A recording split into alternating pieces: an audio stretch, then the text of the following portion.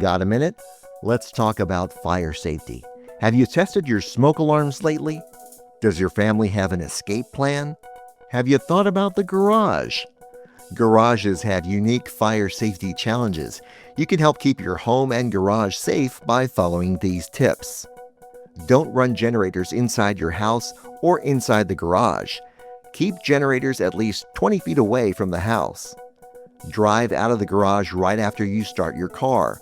Never leave it idling in the garage, even if you've got the door open.